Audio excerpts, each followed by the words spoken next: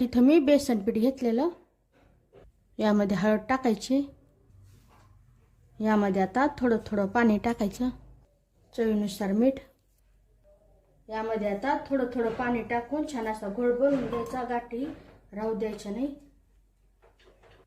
तिथं जास्त पातळ नाही आणि जास्त घट्ट नाही, असा घोळ बनवून झालेला आहे। तर हिरवी मिरची आणि लसूण घेतलेला, ते बारीक करून घ्यायचं मिक्सरला। सगळं साहित्य तुमच्या आवडीनुसार प्रमाणानुसार घ्यायचं। तव्यावर तेल टाकायचं, यामध्ये मोहरी, जिरे, बारीक कट केलेला भरपूर कांदा, गॅसची आच मोठी ठेवून कांदा व्यवस्थित असा परतून घ्यायचा। इथं कांदा व्यवस्थित असा मऊ पडलेला, गॅसची आच एकदम मंद करायची। आता यामध्ये हिरवी मिरची आणि लसूण बारीक केलेला परतून घ्यायचं, कच्चेपणा जाईपर्यंत। गरजेनुसार गॅसची आच कमी जास्त करायची, तो वाढवायची नाही, थोडंसं परतण्यापुरतं वाढवायची, नंतर एकदम मंद ठेवायची। परतवल्यानंतर थोडंसं तव्यावर पसरून घ्यायचं। आता गॅसची एकदम मंद ठेवायची, वाढवायची नाही अजिबात। यावर भरपूर अशी बारीक कट केलेली कोथिंबीर व्यवस्थित अशी पसरून घ्यायची। यावर आता हा तो टाकायचा, व्यवस्थित असं पसरून घ्यायचं।